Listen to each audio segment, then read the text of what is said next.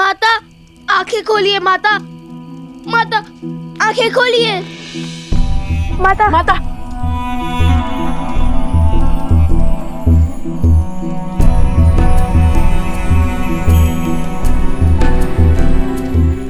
Love कुश, आप ठीक तो है ना? क्या हुआ था आपको? यूं अकेले वन में क्यों चली आई? यदि आपको कुछ हो जाता तो? बस, प्रश्नों की बौछार करने की आवश्यकता नहीं है। मैं ठीक हूँ। किंतु आप यहाँ कर क्या रही थी?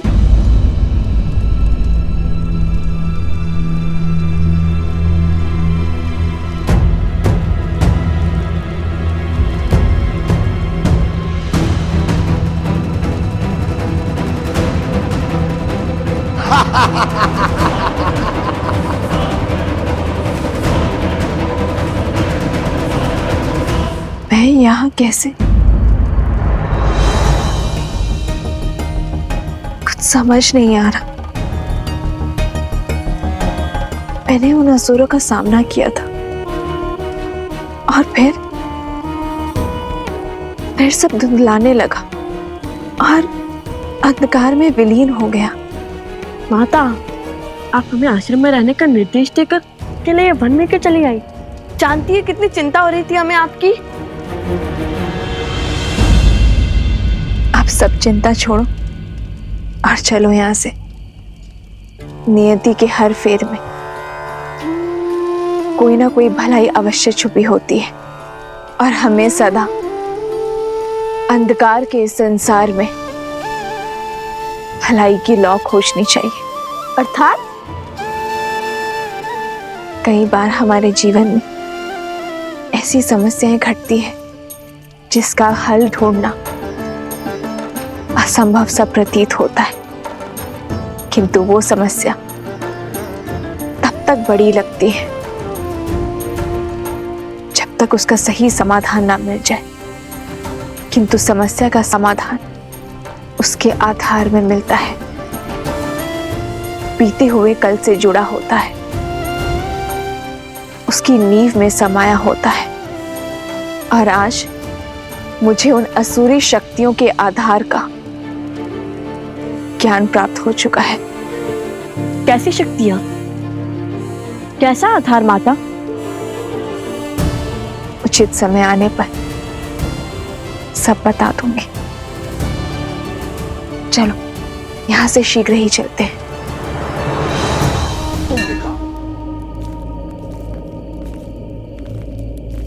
समझे कुश, माता ने क्या कहा? हाँ भैया, कि कभी कभी समस्या सुलझने का नाम ही नहीं लेती। पर ये भी समझ गया कि हमें माता को सत्य बताने से पहले अंतिम बार और प्रयास करना चाहिए, कोई आधार और मार्ग खोजना चाहिए। वो आधार जो समस्या के आज में नहीं, बीते हुए कल से जुड़ा हो। क्या बात है भैया, बड़े बुद्धिमान है आप, बिना बताए समझ गए।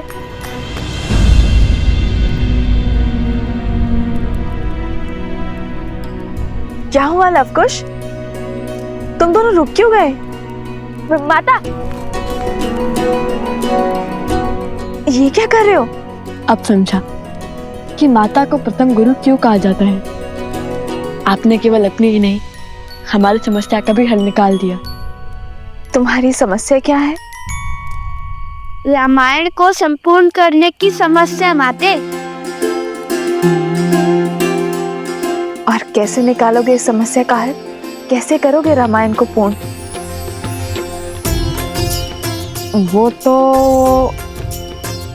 हम भी नहीं जानते, किंतु इतना अवश्य पता चल गया है कि हमें समस्या का आधार खोजना होगा। वो हम अवश्य खोज के रहेंगे।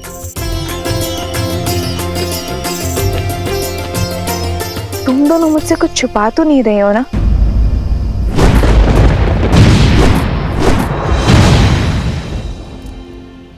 क्या किया है तुम दोनों ने?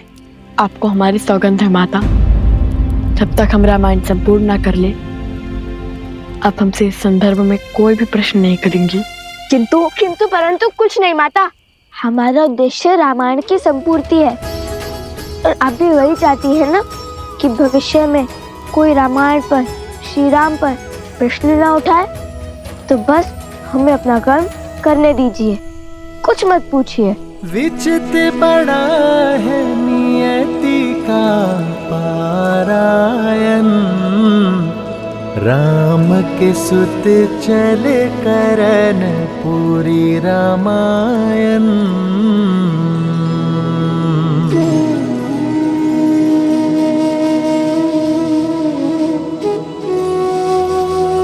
आर्य सुमंत, आप बड़ी देर से जाग रहे हैं, तनिक कुछ देर के लिए विश्राम कर लीजिए।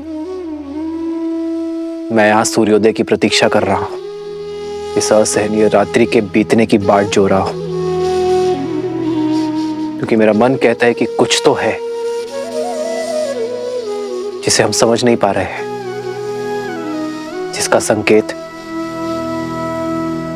प्रकृति की ये उथल पुथल दे रही है।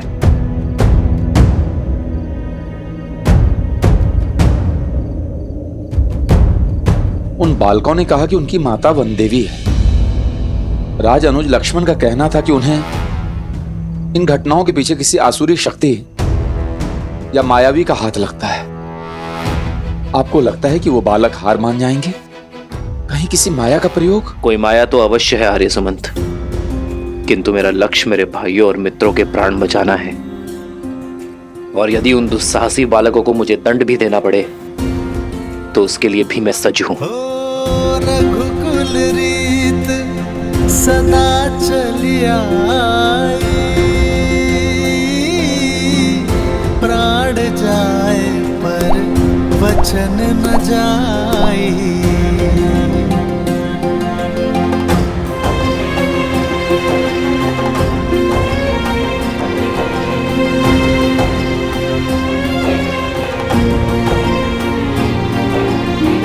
यदि समस्या है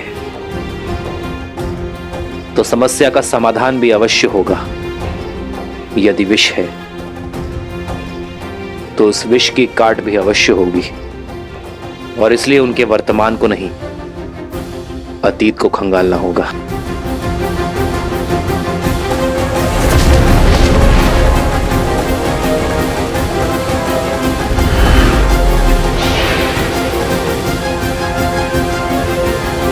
आर्य सुमंत, सर्वप्रथम हमें घायलों को बचाना होगा। जी महाराज। सावधान! बचाओ कोई, बचाओ बचाओ।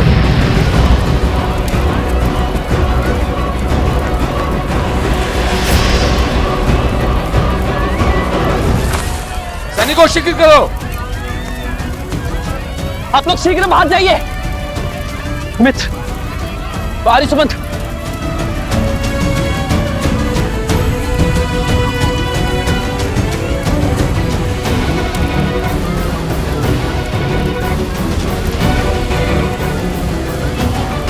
सैनिकों शीघ्र करो।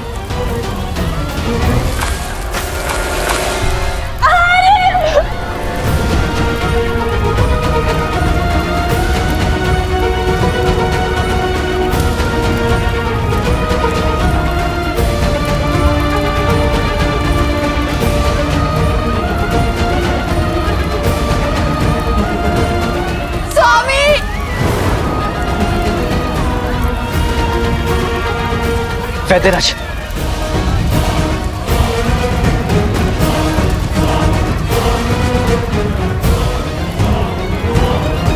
आप तीनों वहीं रुक जाइए, भीतर संकट है। हम नहीं रुक सकते जयश्री। नहीं उर्मिला, श्रुतकीर्ति, नहीं। ये निवेदन नहीं, आदेश है। मैं अपने भाइयों को कुछ नहीं होने दूंगा, मुझ पर विश्वास रखिए।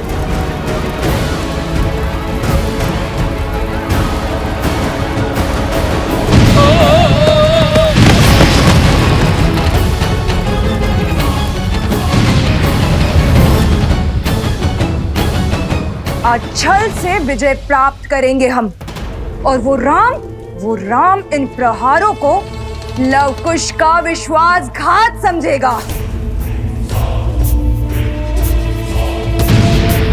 साम दाम दंड भेद हर युक्ति हर शक्ति लगाऊंगा।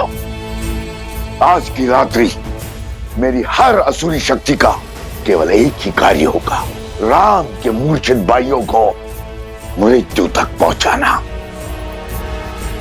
एक बार राम के भाई मृत्यु को प्राप्त हुए, फिर राम के क्रोध को कोई नहीं बांध पाएगा।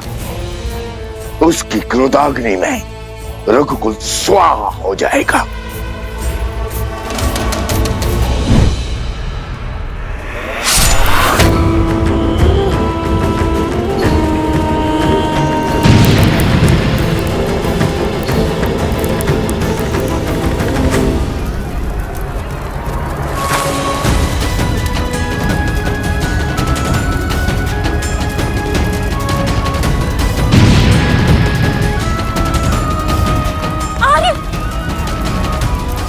शीघ्र करो, इन्हें नदी के तट पे ले जाओ।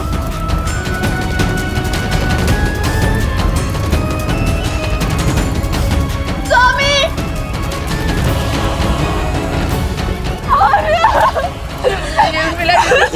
मत जाइए, रुक जाओ, मेरे पति है माँ। नहीं उर्मिला, भाई मैं भक्ति को मत बिसराओ, विश्वास रखो श्री राम पर। वो अपने भाइयों को कुछ नहीं होने देंगे। लक्ष्मण, आर्य सुमंत, आप बाहर जाइए।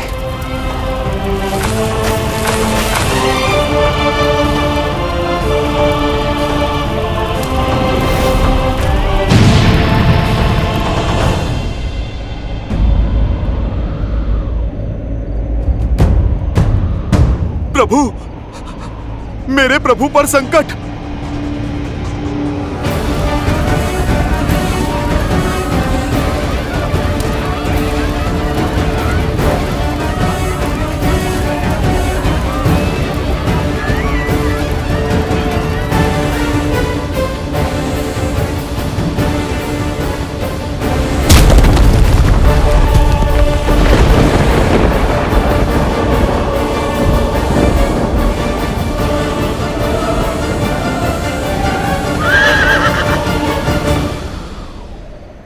मैंने समर्पण किया है अपनी इच्छा से।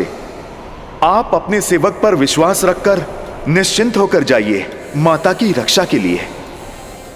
इस अश्व की रक्षा मैं करूंगा। प्रभु, ये कैसा घोर संकट आन पड़ा है। इस घड़ी में मुझे आपके पास आपके साथ होना चाहिए था, और मैं यहाँ आपके पुत्रों के वचन के पाश में बंधा हूं।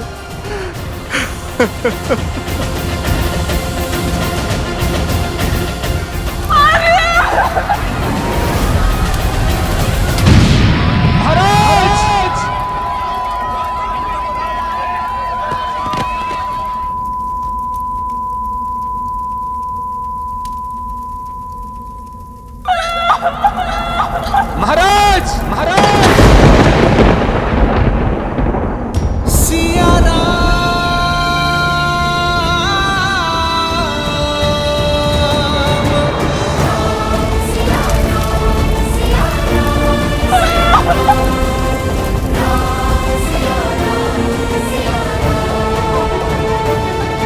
क्या हुआ माता?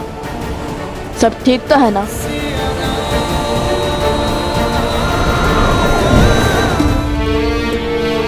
ये रात्रि, ये पहर इतना विचित्र क्यों? आज प्रकृति का हृदय अशांत सा प्रतीत होता है। पुत्रों, तुम दोनों विश्राम करो, मैं अभी आई। ऐसा क्या आभास हुआ होगा माता को?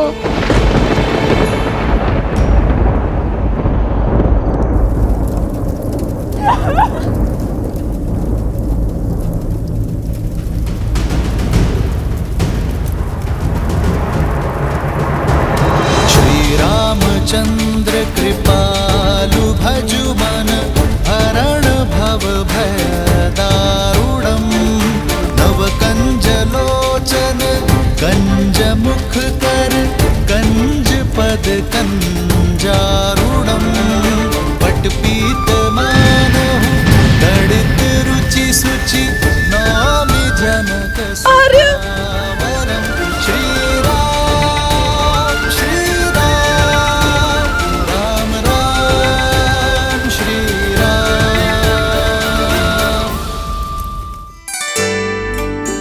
कुश, वहां उस मंदिर में चलते हैं। कदाचित माता मंदिर में होंगी। कहाँ जा रहे हो? माता को खोजने। अरे भला वन देवी को क्या संकट होगा? वो तो स्वयं में सी क्या शिक्षित और प्रशिक्षित है, अपने आप आ जाएंगी। किंतु तुम्हारा विचार क्या है? कल क्या करोगे प्रातःकाल? कुछ भी हो जाए, बस कल धनुष मत लेकर जाना श्री राम के समक्ष, समझे? कोई नई समस्या मत खड़ी कर देना। हम नई समस्या खड़ी करने नहीं, पुरानी समस्या का समाधान खोजेंगे। और अस्त्र त्यागना समाधान नहीं है। श्री राम से हार कर भी नहीं समझे कि उनसे कोई नहीं जीत सकता। ऐसा क्या समाधान खोज लोगे तुम? देवी सीता।